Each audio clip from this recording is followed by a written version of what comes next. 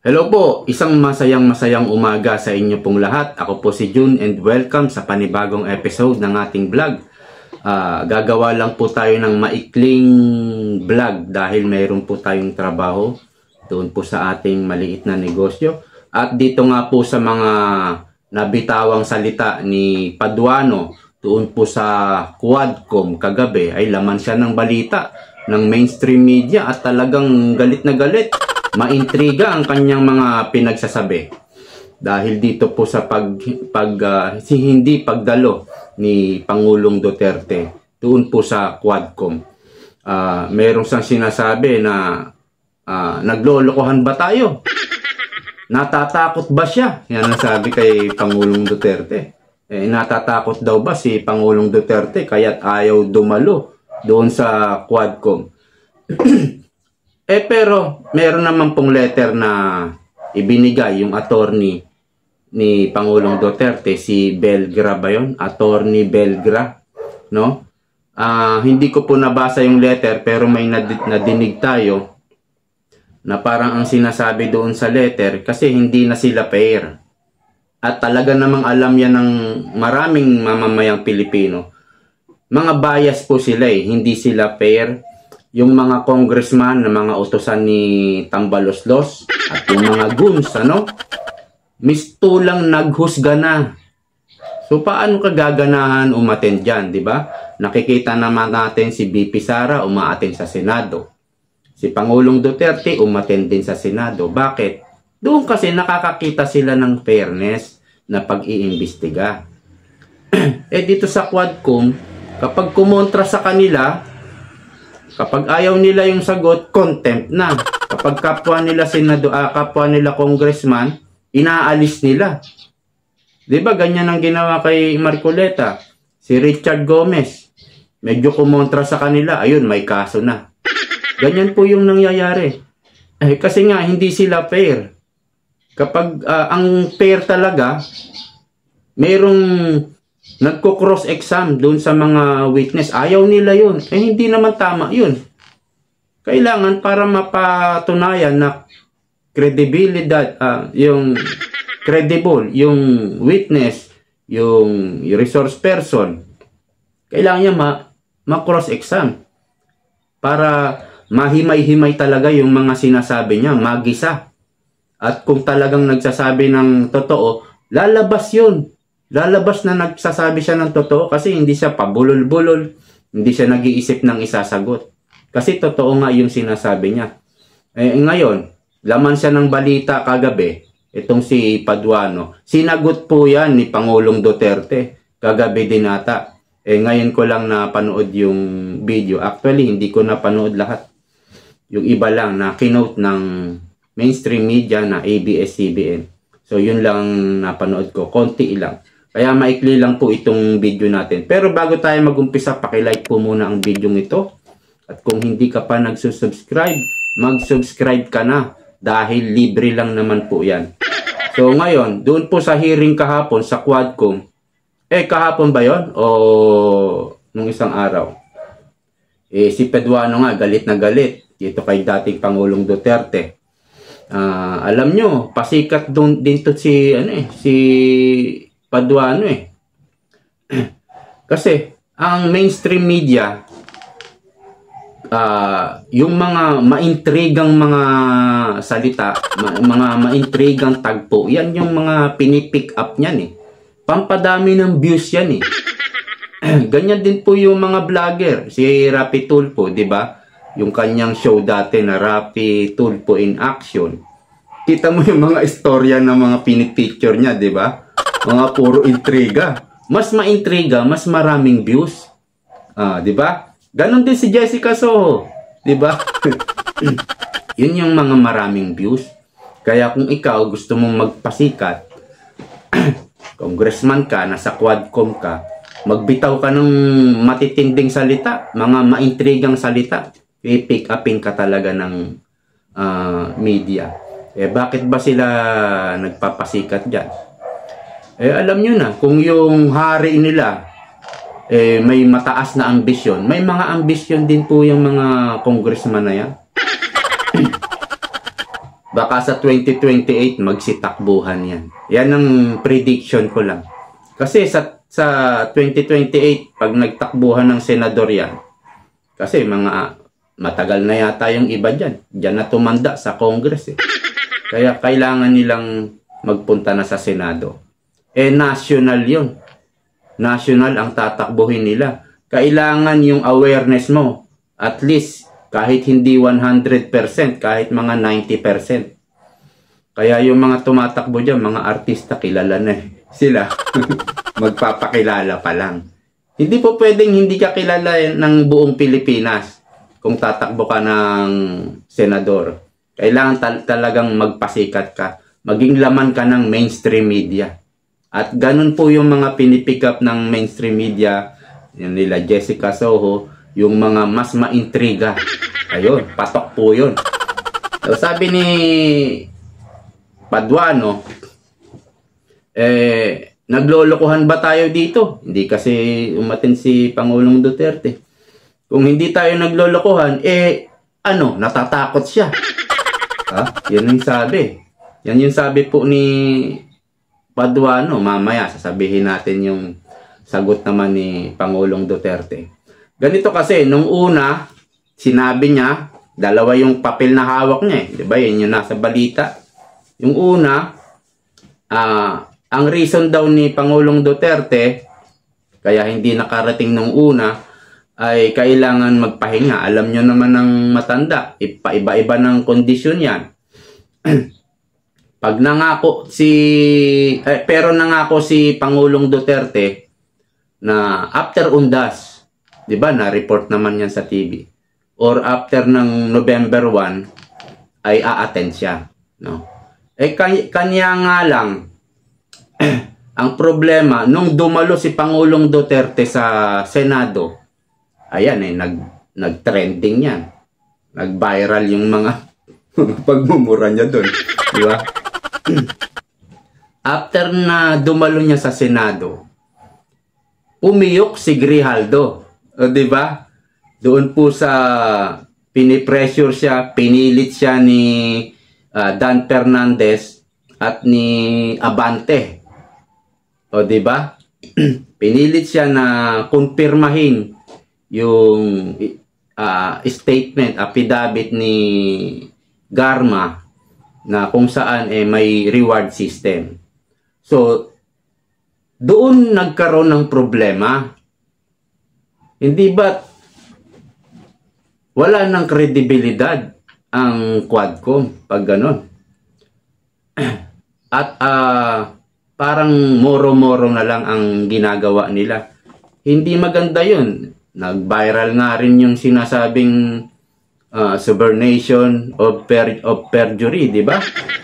Nag-viral din yan. Yan yung sinabi ni Pangulong Duterte. So kung ikaw,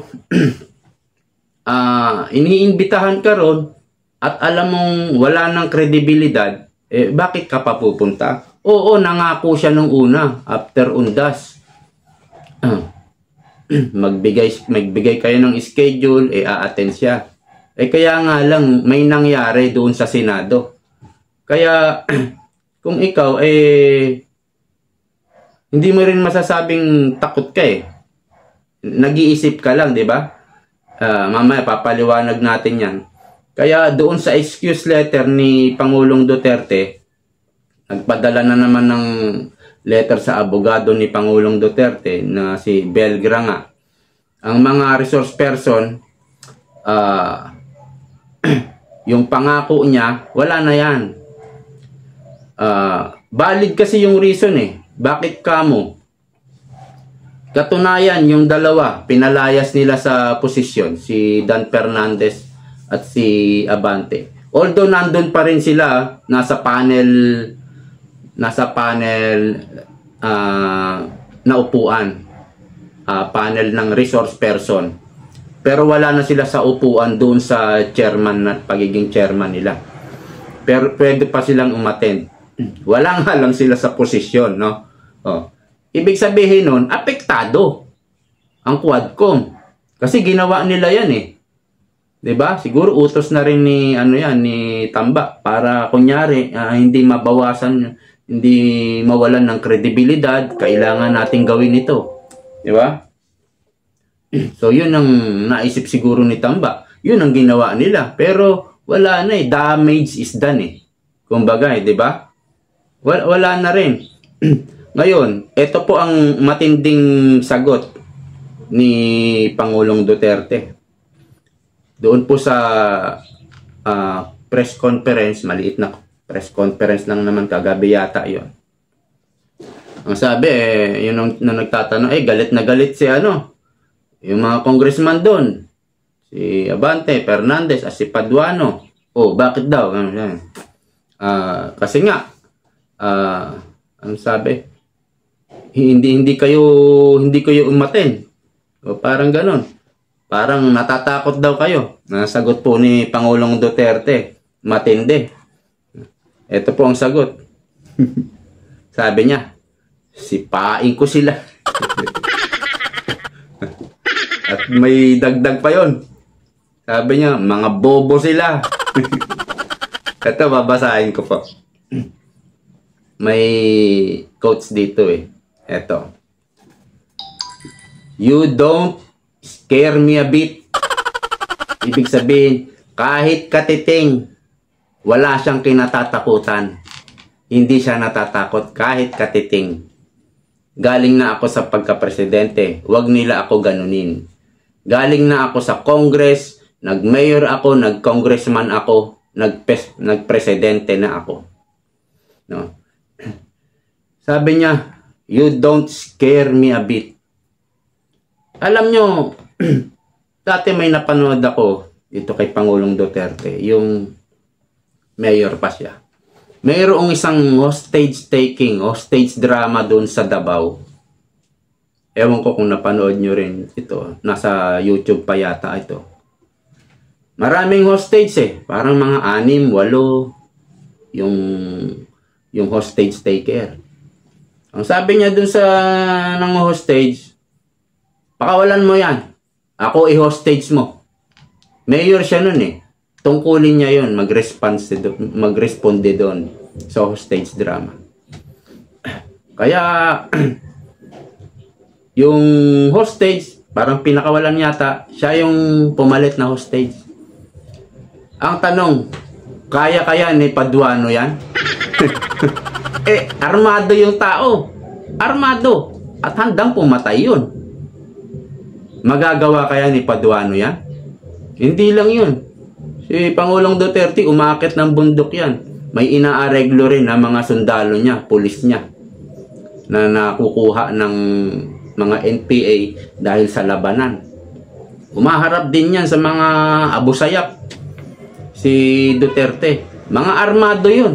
Tanong, kaya ng mga mayor ngayon na gawin yan? Yung bang hostage papalit siya sa hostage, ilan ba ang mayor ngayon dito? Ang alam ko yata, ang city is 1,400 yata ang city.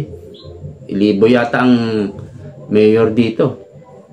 O sinong mayor ang makakagawa niyan sa panahon ngayon?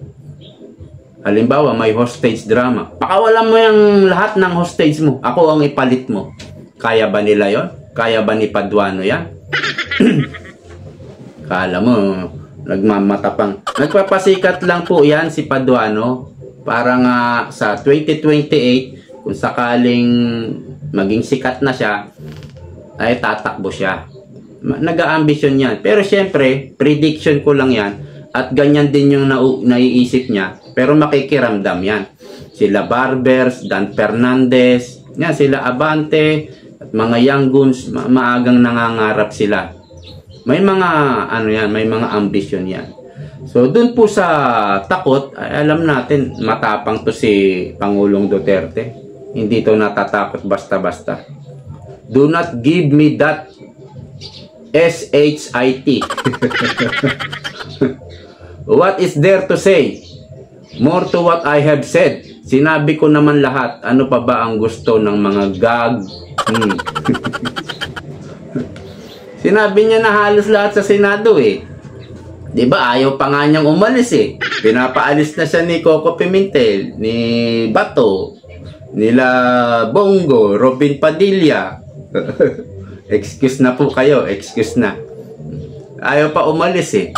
Kasi nga gusto niya matanong na siya lahat eh. Lahat ng itatanong, itanong na. Yun ang gusto niya. Kasi nga, hirap din daw siya sa pamasahe. Pambili ng plane ticket.